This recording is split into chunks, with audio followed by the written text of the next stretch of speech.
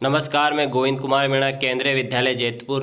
इस वीडियो में हम क्लास 10th के हिस्ट्री के chapter 1 the rise of nationalism in Europe को स्टडी करेंगे। इसमें हमारे टॉपिक इस प्रकार से रहेंगे। फर्स्ट टॉपिक रहेगा हमारा what is a nation and nationalism. Second topic रहेगा हमारा the French revolution and the idea of the nation. Third topic हमारा रहेगा the making of nationalism in Europe. Fourth topic हमारा होगा the age of revolutions. 5 topic में हम जो होगा जर्मनी और जो इटली का यूनिफिकेशन है उसको स्टडी करेंगे। 6 टॉपिक में हम विजुलाइजिंग द नेशन, और जो 7 टॉपिक होगा हमारा लास्ट टॉपिक, उसमें हम नेशनलिज्म एंड इम्पेरियलिज्म। इम्पेरियलिज्म का मतलब होता है साम्राज्यवाद। तो जब हम इस चैप्टर को स्टडी कर रहे होंगे तो आप सभी को आपकी जो टेक्स्ट बुक है क्लास 10th की वो साथ में रखनी है हिस्ट्री की। साथ ही साथ में वीडियो को पॉज करके जो डिस्क्रिप्शन होंगे हमारे इसमें जो बॉक्स में, इन बॉक्स की डिटेल भी आपको पढ़ लेनी है। ठीक, तो देखो, जब हम क्लास 9th में थे तो हमारा हिस्ट्री में पहला चैप्टर था द फ्रेंच रिवोल्यूशन। तो उसमें हमने जो यूरोप की जो हिस्ट्री थी उसको 1774 से लेके 1797 तक, 1774 से लेके 1797 तक स्टडी किया था। वो किया था हमने 9th क्लास में। ठीक, अब जब 10th क्लास में हम आए हैं तो जो वर्ल्ड की जो हिस्ट्री होगी हमारी 1797 से स्टार्ट होगी। जैसा कि सब इम्पोर्टेंट डेट्स का दे रखा है इसमें, जैसे 1797 में नेपोलियन ने इटली में युद्ध जीता और वो फ्रांस का शासक बनना शुरू हो गया। इसके बाद वो 1814 से लेके 1815 तक जो नेपोलियन ही फ्रांस का शासक था। फिर इसके बाद 1821 में ग्रीक स्ट्रगल हुआ फॉर इंडिपेंडेंस, आज़ादी के लिए। फिर जो सेकंड रिवोल्यूशन होता है यूरोप में और फ्रांस में 1848, इसको स्टडी करेंगे। इसके अलावा unification of Italy, unification of Germany, और लास्ट में जो स्लाव नेशनलिज्म जो था ओटोमन एम्पायर से जो फर्स्ट वर्ल्ड वॉर की तरफ तक हम गए, तो उसको हम इस चैप्टर में स्टडी करेंगे। ठीक, तो देखो हमारा जो फर्स्ट टॉपिक है वो है नेशनलिज्म एंड नेशन। तो देखो नेशन क्या होता है। नेशन किसी भी एक ज्योग्राफिकल एरिया यानी भौगोलिक भूभाग में एक इंटरनेशनल बॉर्डर होना चाहिए। जैसे इंडिया है, ये इंडिया है, ये इंडिया है ना, तो इंडिया का एक इंटरनेशनल बॉर्डर हो गया ये। इस बॉर्डर में पर्टिकुलर पॉपुलेशन रहती है। जैसे भारत में 130 करोड़ लोग रहते हैं, तो ये 130 करोड़ लोग हो गए। इस पॉपुलेशन को गवर्न करने वाली एक गवर्नमेंट होनी चाहिए। तो जैसे भारत सरकार इस पूरे देश को क्या करती है, गवर्न करती है, तो ये हो गई गवर्नमेंट। तो जब ये तीनों चीज़ें होते हैं, एक पॉलिटिकल बॉर्डर, उस पॉलिटिकल बॉर्डर में रहने वाले लोग, और उस पॉलिटिकल बॉर्डर में रहने वाले लोगों को गवर्न करने वाली एक गवर्नमेंट, तो दैट इज कॉल्ड नेशन। ये नेशन होता है। ठीक, और इस नेशन के अंदर एक जैसी लैंग्वेज होती है, एक जैसी इनकी साझा इतिहास होता है ना इनके। ठीक, तो इस प्रकार से ये हो गया हमारा नेशन। अब देखो नेशनलिज्म क्या होता है। तो देखो नेशनलिज्म एक फीलिंग होती है, एक भावना होती है, एक दूसरे से जुड़े होने की एक आस्था होती है। जैसे हम बात करते हैं कि वी आर इंडियन, हम क्या है, भारतीय। तो उस समय में पता है हम क्या भूल जाते हैं कि मैं महाराष्ट्र से हूँ, मैं गुजरात से हूँ, या मैं तमिलनाडु से हूँ, मैं आसाम से हूँ, या जम्मू कश्मीर से। उस समय में हमारे अंदर में एक क्या फीलिंग होती है, कॉमननेस की, वो होती है इंडियंस की। तो राष्ट्रवाद एक प्रकार से कॉमननेस की फीलिंग होती है, एक आइडिया होता है, एक मूवमेंट होता है। लेकिन जैसे आज राष्ट्र हमें नजर आते हैं, जैसे आज एक इंडिया एक राष्ट्र है, जर्मनी एक राष्ट्र है, यूनाइटेड किंगडम एक राष्ट्र है। लेकिन आज से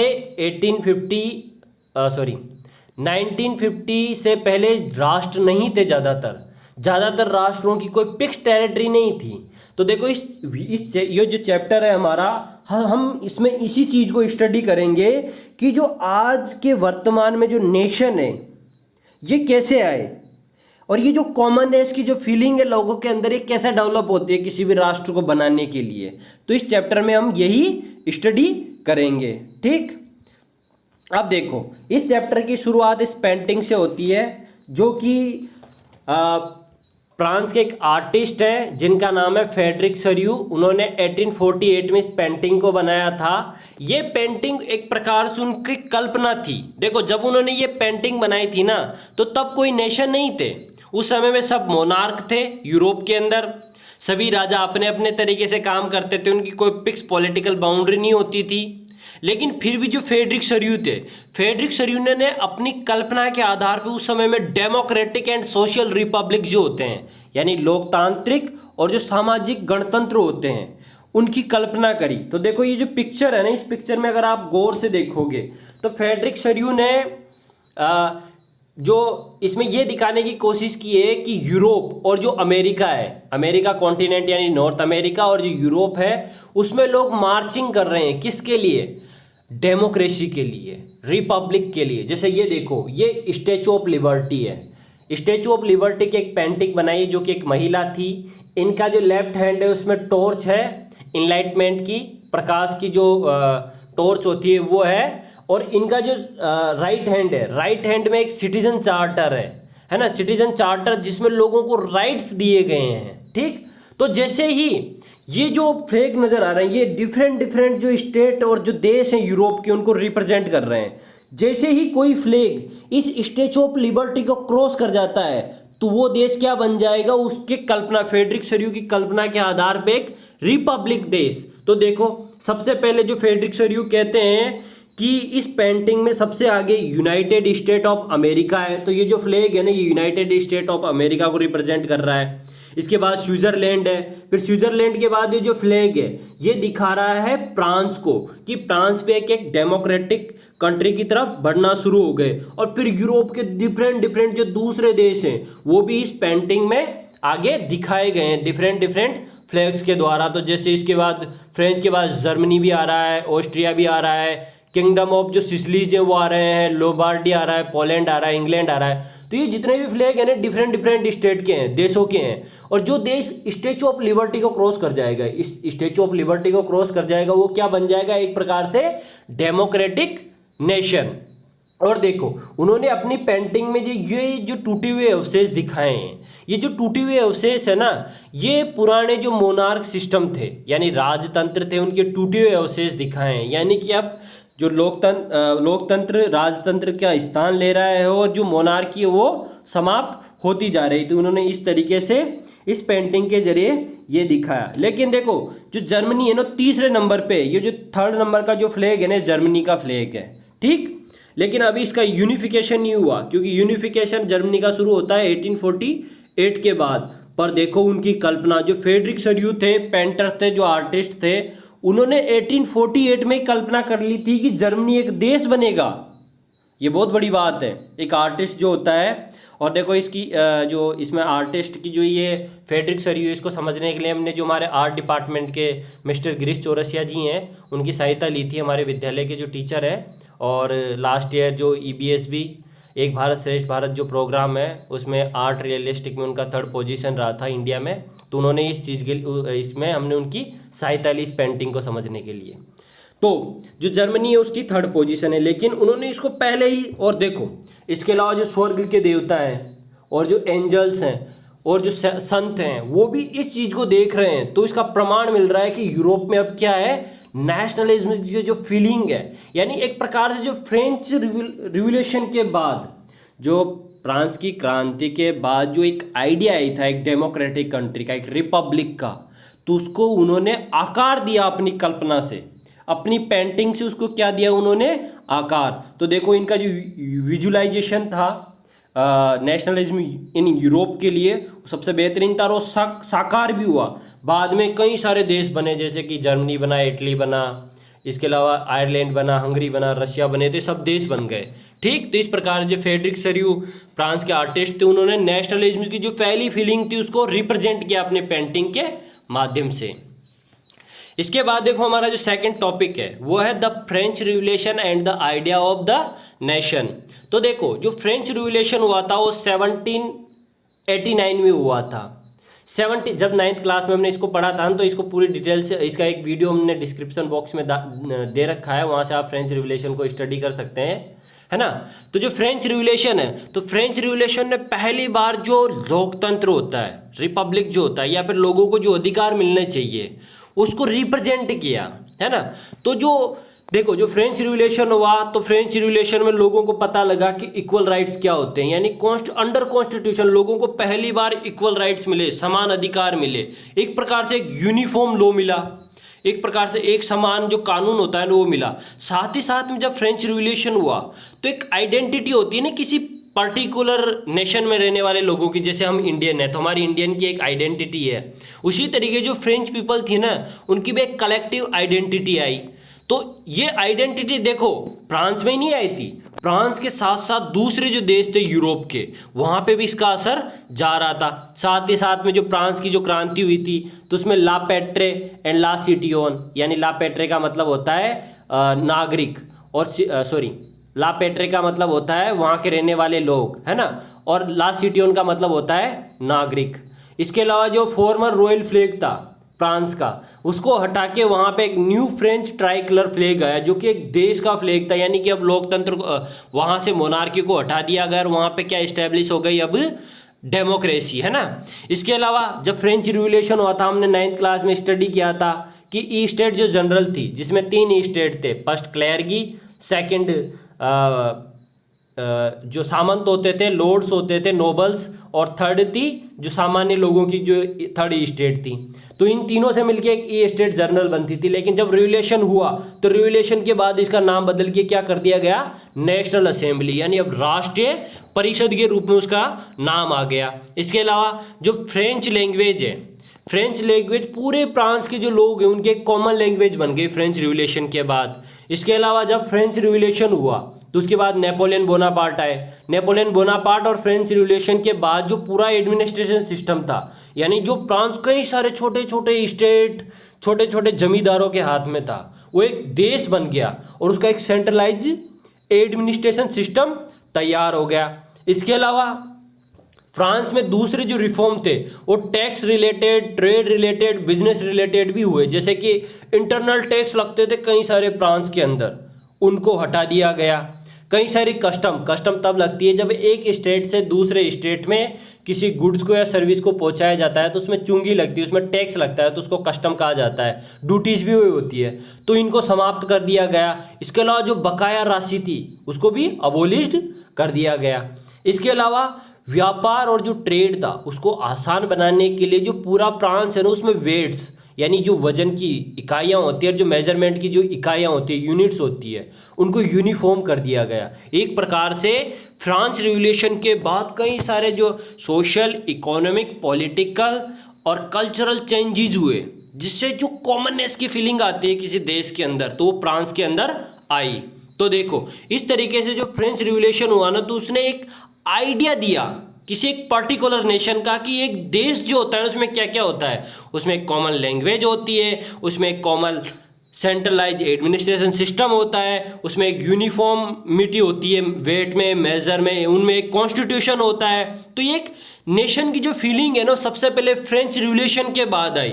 और जब नेपोलियन बोनापार्ट सम्राट बनता है किसका, फ्रांस का, तो इस आइडिया को, जो आइडिया ऑफ द नेशन है ना, राष्ट्र का जो आइडिया है, विचार है, इसको पूरे यूरोप में फैला देता है। क्योंकि क्या होता है कि जब नेपोलियन सम्राट बनता है तो वो क्या करता है, आधे से ज़्यादा यूरोप को ऑक्यूपाइड कर लेता है, उसमें कब्जा कर लेता है। और जो फ्रांस रिवॉल्यूशन की, जो फ्रांस की क्रांति के जो विचार थे, उन विचारों को धीरे धीरे पूरे यूरोप में अप्लाई कर देता है, लागू कर देता है और उन विचारों को स्प्रेड कर देता है, और उसका असर दूसरे देशों में भी शुरू हो जाता है, जैसा कि हमने क्लास 9th के फ्रेंच रिवॉल्यूशन में देखा था। अब देखो जो नेपोलियन है, तो नेपोलियन देखो हमने जब इम्पोर्टेंट डेट को देखा था, तो एक बार फिर से इम्पोर्टेंट डेट में आ जाते हैं हम। इम्पोर्टेंट डेट में हम देख रहे हैं 1797 से हमारी ये हिस्ट्री शुरू होती है, यानी 1797 में लास्ट में डायरेक्टरी का रूल था फ्रांस में।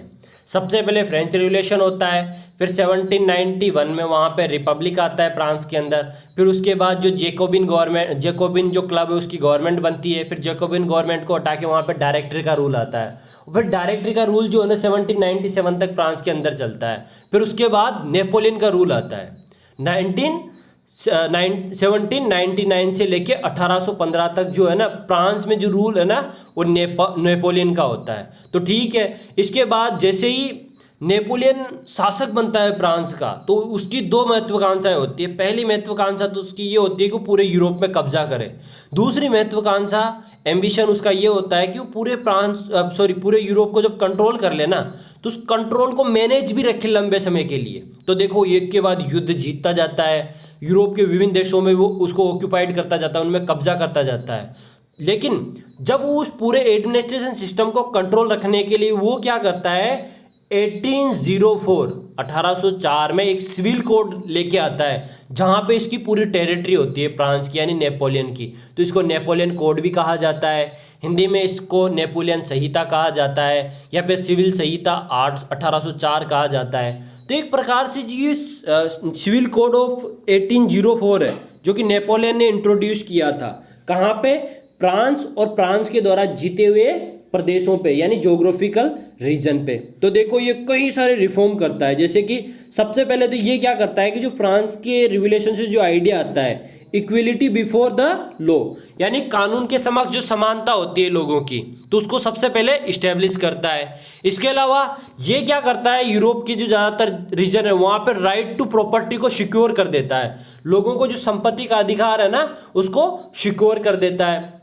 इसके अलावा ये क्या करता है, जो मेजर होते हैं यानी विभिन्न प्रकार की जो मानक और इकाइयाँ होती है, जो टैक्स होते हैं यानी जो कर होते हैं, उनको सिंप्लीफाइड कर देता है, आसान कर देता है। जैसे कि हमने 9th क्लास में जब फ्रेंच रिवोल्यूशन देखा था तो कई सारे छोटे छोटे डिफरेंट स्टेट में डिफरेंट टैक्स लगते थे। तो लेकिन इसने क्या किया, इसने उन सब टैक्स को अबोलिश कर दिया और जो एडमिनिस्ट्रेशन है ना उसको बिल्कुल सिंप्लीफाइड कर दिया। इसके अलावा इसने फ्यूडल सिस्टम जो है, फ्यूडल सिस्टम को हिंदी में कहा जाता है सामंतवाद, जो जमींदारी प्रथा होती है ना, जिसमें किसी एक व्यक्ति के पास 1000 बीघा 2000 बीघा का एक लैंड होता है और उसमें पूरा जो कब्जा होता है ना उस एक व्यक्ति का होता है। लेकिन उसने क्या किया, उस फ्यूडल सिस्टम को ही समाप्त कर दिया। साथ ही साथ में जो बर्थ बेस्ड प्रिविलेज थे, जो जन्म के आधार पे लोगों को अधिकार मिले हुए थे, उसको भी इसने अबोलिश कर दिया। इसके अलावा इसने जो पीजेंट्स थे, जो फार्मर थे, उनको भी जो ड्यूज थे उनको भी माफ़ कर दिया। साथ ही साथ में देखो जो गिल्ड रिस्ट्रिक्शन, गिल्ड क्या थी, गिल्ड वहाँ पे व्यापारिक संगठन थे, ट्रेड ऑर्गेनाइजेशन हुआ करते थे।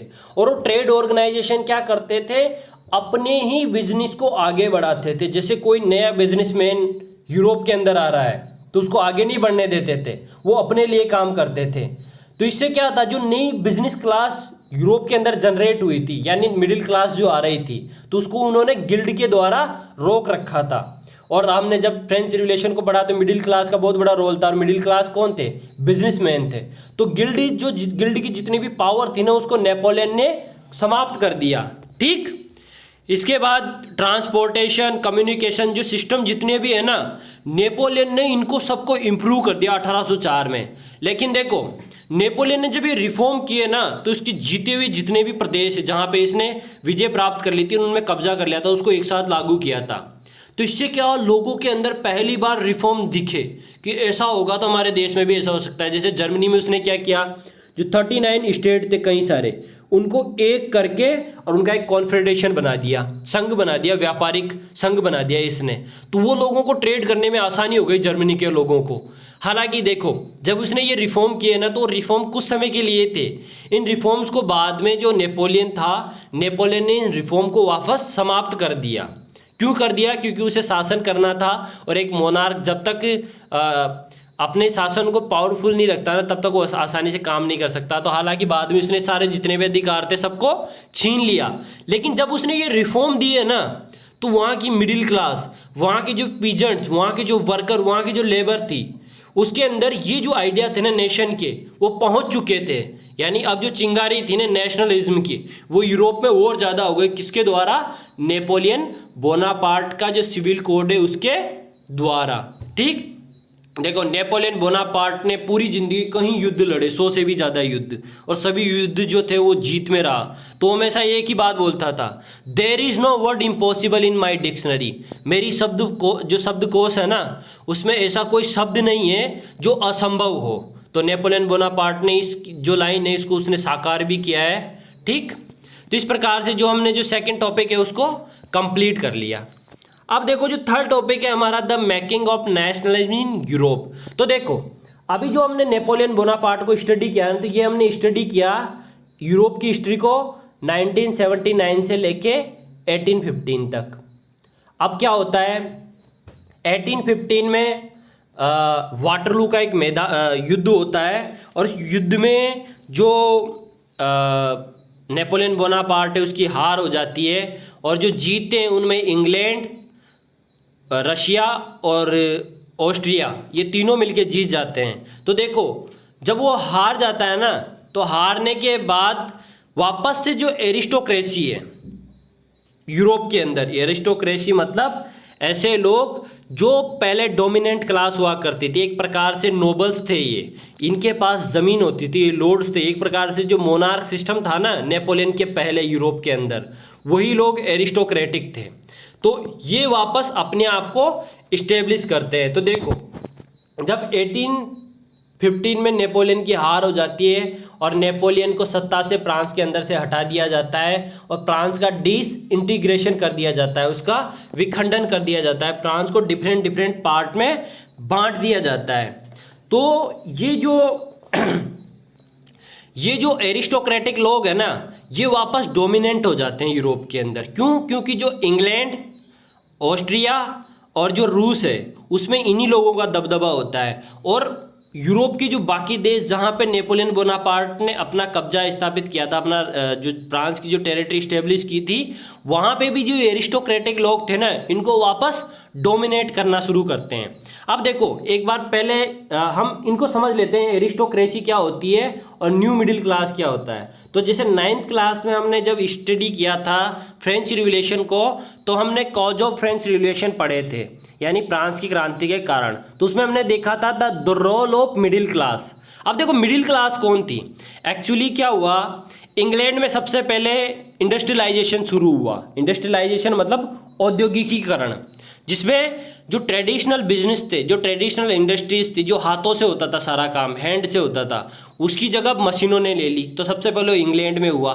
फिर इंग्लैंड के बाद वो यूरोप के जो दूसरे पार्ट थे, चाहे वो फ्रांस हो या जर्मनी हो या इटली हो, यहाँ पे भी इंडस्ट्रियलाइजेशन धीरे धीरे शुरू हुआ। तो जब इंडस्ट्रियलाइजेशन शुरू हुआ तो एक नया मिडिल क्लास बन के आया सामने। ये लोग बिजनेसमैन थे, ट्रेडर्स थे, फार्मर थे, इनमें टीचर्स थे, डॉक्टर थे, इंजीनियर, ऐसे लोग थे इसमें, और ये मिडिल क्लास के लोग थे सारे। अब ये क्या चाहते थे कि देखो नेपोलियन ने भी क्या किया कि बाद में इन्हीं के ऊपर सबसे ज़्यादा रिस्ट्रिक्शन दिया था, और जब नेपोलियन की हार हुई तो जो एरिस्टोक्रेटिक जो लोग थे वो पावरफुल हुए। तो ये पावरफुल जो लोग हुए ना, इन्होंने भी जो मिडिल क्लास के जो अधिकार थे ना उनको कम कर दिया। लेकिन एक बार फ्रेंच के रिवॉल्यूशन के बाद, फिर नेपोलियन बोनापार्ट के रिफॉर्म के बाद, जो मिडिल क्लास के जो लोग थे ना वो समझ चुके थे कि कैसे भी करके यूरोप के अंदर रिपब्लिक होना चाहिए, राइट टू इक्वलिटी होना चाहिए, प्रॉपर्टी के अधिकार होने चाहिए। तो देखो इस पूरे चैप्टर में जो मिडिल क्लास है ना, उस मिडिल क्लास का बहुत बेहतरीन जो रोल है इटली के यूनिफिकेशन में, जर्मनी के यूनिफिकेशन में, बाल्कन इशू में, या दूसरे तमाम जितने भी टॉपिक होंगे ना उसमें इनका सबसे बड़ा रोल है। तो देखो मिडिल क्लास कौन है? एक प्रकार से न्यू इंडस्ट्रियलिस्ट लोग हैं, बिजनेसमैन है, प्रोफेशनल है ना। और ये क्या चाहते हैं, जो मिडिल क्लास के लोग हैं, ये चाहते हैं कि कैसे भी करके जो एरिस्टोक्रेटिक लोगों के जो प्रिविलेज्ड है, कई सालों से जो इनको लाभ मिले हुए हैं, इनको समाप्त किया जाए। जबकि जो एरिस्टोक्रेटिक लोग कौन है, ये एक प्रकार से सोशली एंड पॉलिटिकली पावरफुल लोग है, डोमिनेंट क्लास है इन यूरोप। हालांकि इनके पास, इनकी पॉपुलेशन कम है यूरोप के अंदर, लेकिन जो पावर का कॉन्सेंट्रेशन है ना इनके पास ज़्यादा है। साथ ही साथ में जितने भी एरिस्टोक्रेटिक लोग हैं पूरे यूरोप के, वो एक दूसरे से वेल कनेक्टेड है। एक दूसरे से उन्होंने जो मैरिजेस जो होती है ना, उससे शादियाँ कर करके उन्होंने अपने आप को एक दूसरे से वेल कनेक्टेड कर रखा है, ताकि जब भी किसी को दूसरे को दिक्कत हो तो उसको सपोर्ट प्राप्त कर दिया जाए। स्मॉल ग्रुप है लेकिन पावरफुल है। तो देखो इस प्रकार से जो यूरोप है ना, अब दो सोसाइटी में डिवाइड हो गया। नेपोलियन के सत्ता से हटने के बाद 1815 के बाद कितनी सोसाइटी में डिवाइड हो गया? एक है एरिस्टोक्रेटिक, जो कि एक प्रकार से वो लोग हैं जो पुराने ही सिस्टम को चाहते हैं कि किसी भी तरीके से कोई भी चेंजेस ना हो। ये माइनॉरिटी में ये फ्रेंच बोलते हैं और एक दूसरे से कनेक्टेड है ना। लेकिन जो मिडिल क्लास है, मिडिल क्लास एक न्यू इंडस्ट्रियलिस्ट लोग हैं, बिजनेसमैन है, ये रिफॉर्म चाहते हैं, ये डेमोक्रेसी चाहते हैं। जबकि एरिस्टोक्रेटिक कौन लोग हैं, ये ना कोई चेंज चाहते हैं, जो जैसा चला आ रहा है ना ट्रेडिशनल सिस्टम, उसी को ये चाहते हैं। और देखो जो मिडिल क्लास है ना, ये जो ग्रुप है, आइडिया ऑफ नेशनल यूनिटी की बात करता है। जो मिडिल क्लास है ना किसकी बात करता है, नेशनल यूनिटी की बात करता है।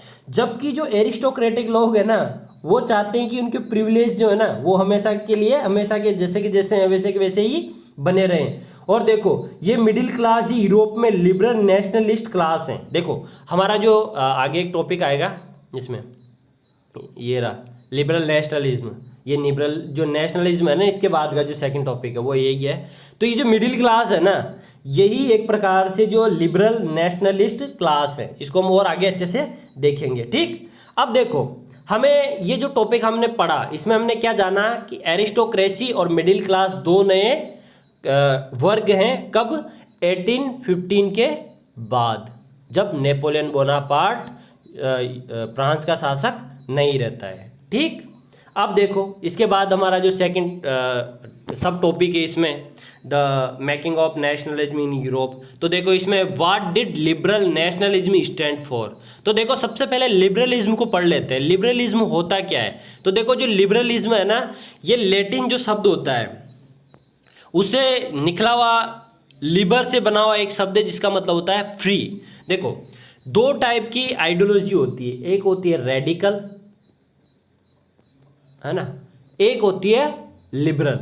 रेडिकल क्या होते हैं? अचानक चेंज चाहते हैं सडनली, जबकि जो लिबरल होते हैं ना वो सोसाइटी में चेंजेस चाहते हैं लेकिन वो चेंजेस ऐसे हों कि उससे जो सोसाइटी में जो पॉलिटिकल सिस्टम है, जो इकोनॉमिक सिस्टम है वो ज़्यादा डैमेज ना हो।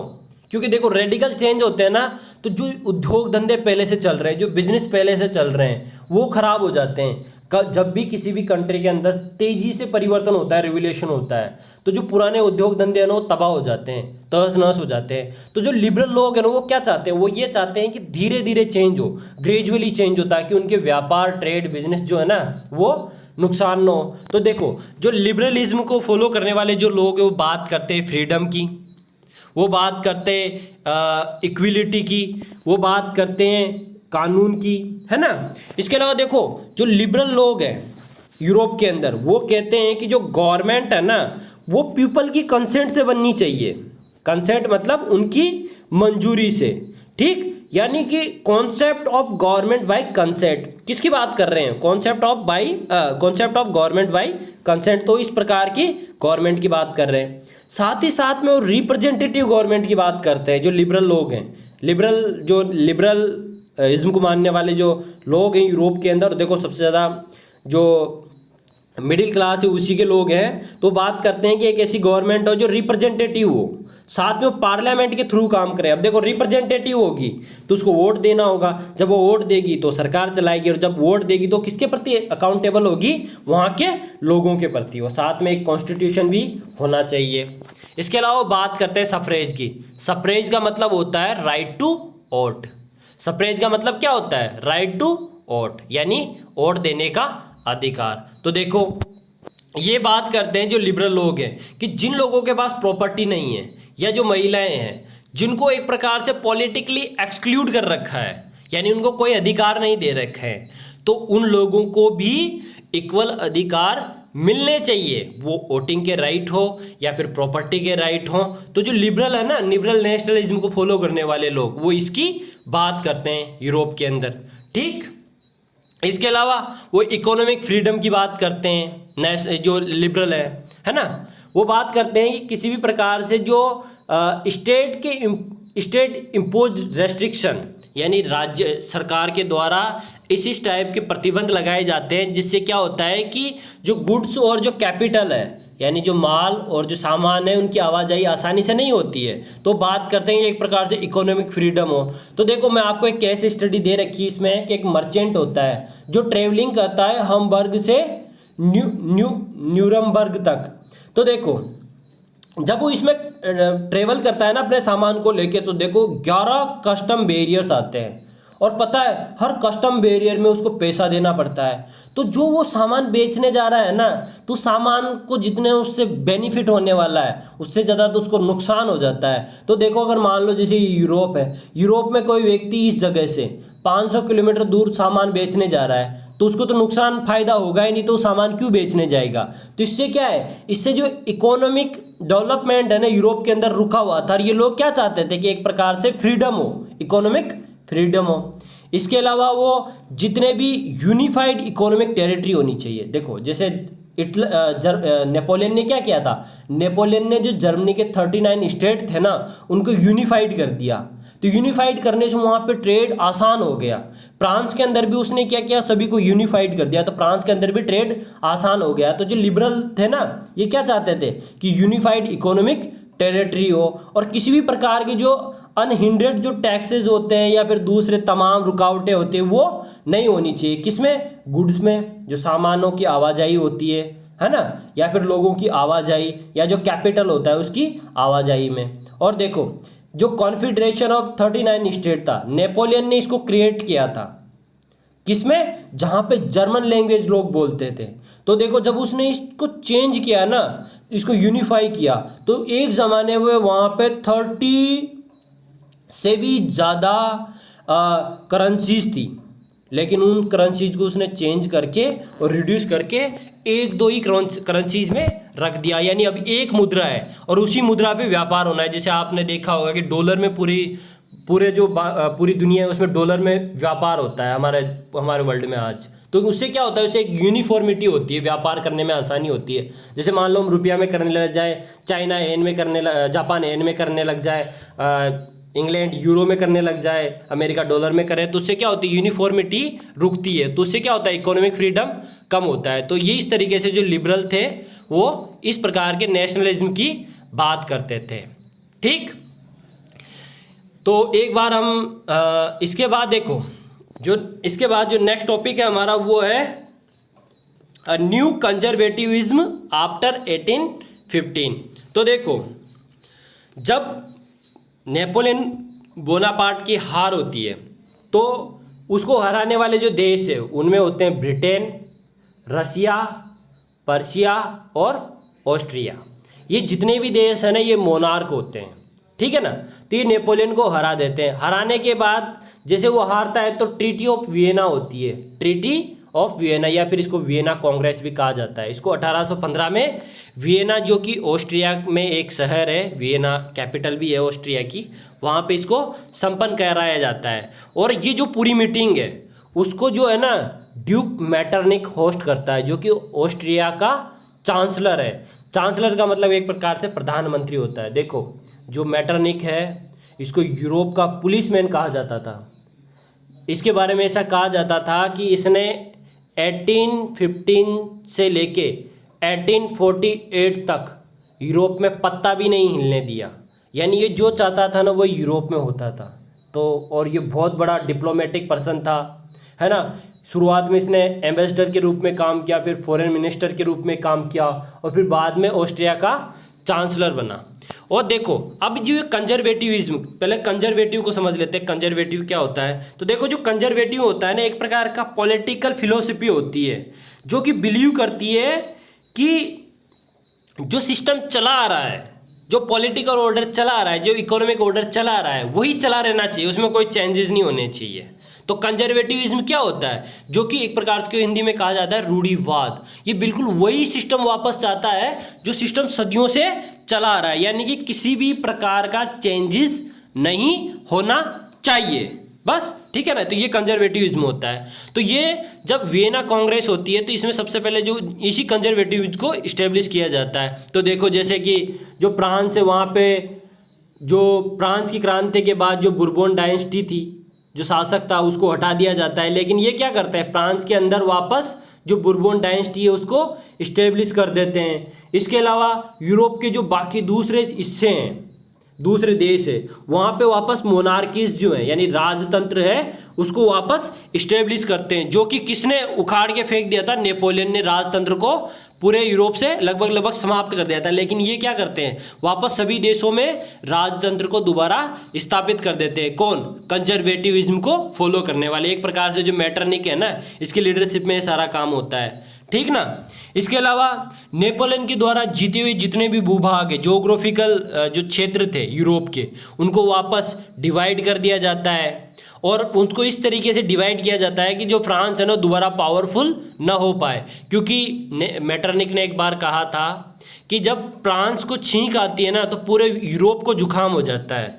When France sneeze the other Europe take called.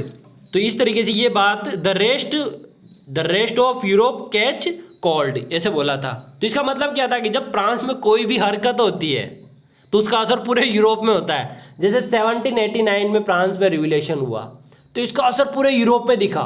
पूरे यूरोप में डेमोक्रेसी की बात हुई, पूरे यूरोप में जैकोबिन क्लब बने, है ना। तो पूरे यूरोप में डेमोक्रेसी की बात शुरू हुई। तो उसने क्या किया कि फ्रांस में ऐसी कोई हरकत होनी नहीं चाहिए, तो उन्होंने फ्रांस को इस तरीके से डिवाइड किया, इस तरीके से कमज़ोर करने की कोशिश करी कि वो लोग दोबारा किसी भी प्रकार का रिवॉल्यूशन ना करें। तो देखो ये मैटरनिक है और देखो बहुत ही बेहतरीन पर्सनालिटी है। अगर आपको समय मिले तो बिल्कुल इनके बारे में आपको पढ़ना है, ठीक।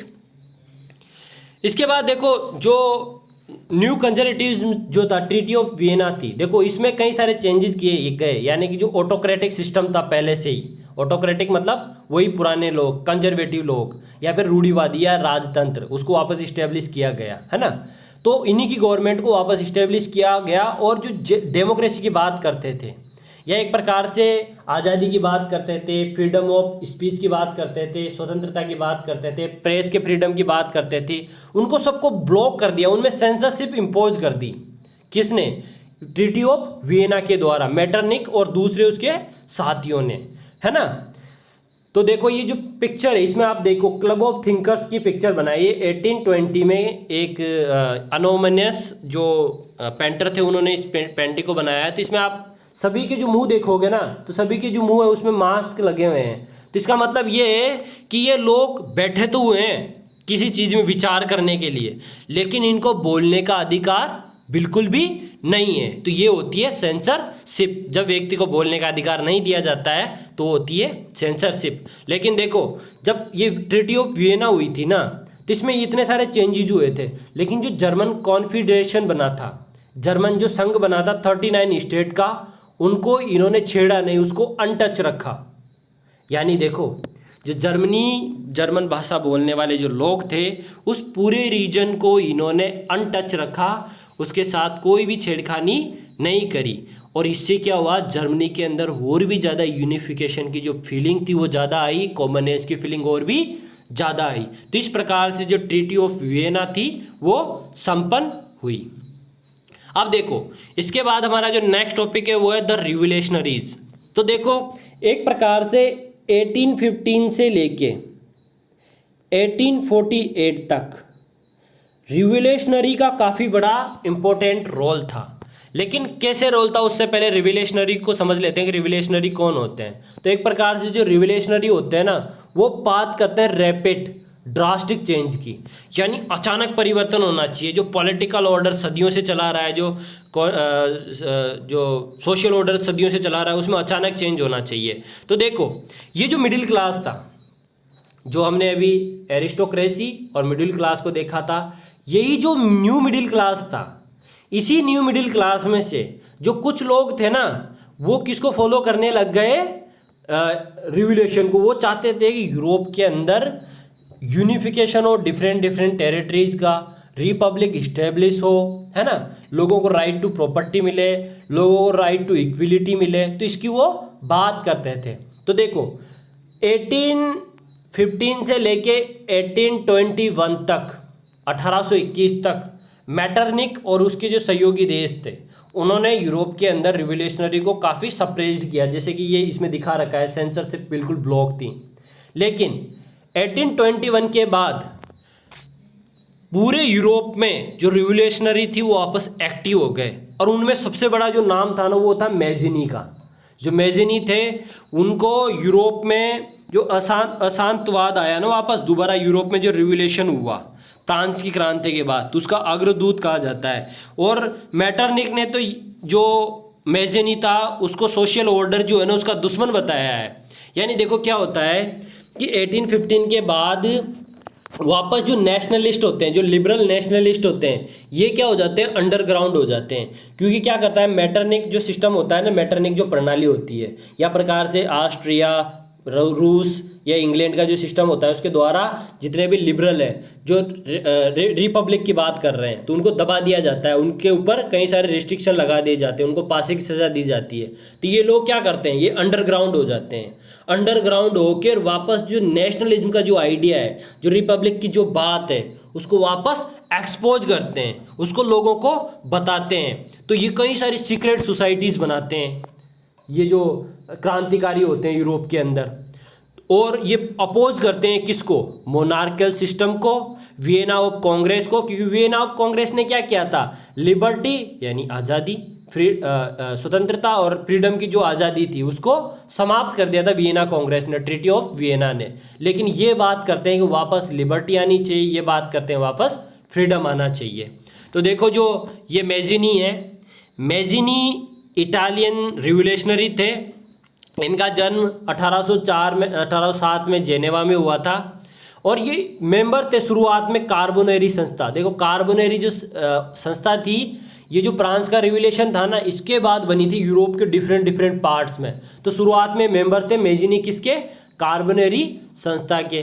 फिर देखो 1821 से ये फेमस होना शुरू हो गए क्योंकि ये सब एक प्रकार से अग्रदूत थे उस समय में नेशनलिज्म के यूरोप में।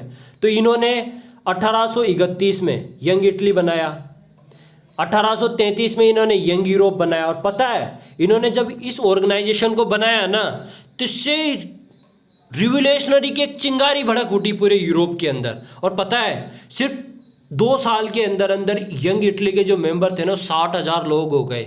अब बहुत बड़ी तादाद होती है 60,000, किसी भी बड़े रिवोल्यूशन को करने के लिए काफ़ी बड़ी पॉपुलेशन होती है।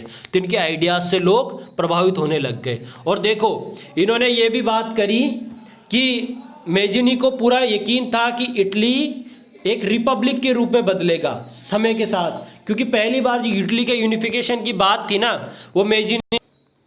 और देखो इन्होंने पहली बार जो इटली के यूनिफिकेशन है उसकी बात करी थी कि जो इटली है ना वो एक यूनिफाइड देश होना चाहिए, एक रिपब्लिक के रूप में उसको सेटअप होना चाहिए। और देखो इन्हीं का मॉडल फॉलो करते हुए जर्मनी के अंदर, फ्रांस के अंदर, स्विट्जरलैंड के अंदर, पोलैंड के अंदर सभी ने सीक्रेट सोसाइटीज़ बनाई मैजिनी की तर्ज में। और वो किसकी बात करते थे, वो बात करते थे वापस डेमोक्रेटिक नेशन की। तो इन्होंने जो मेटरनिक था, मेटरनिक ने जो मैजिनी थे, मैजिनी को the most dangerous enemy of our social order.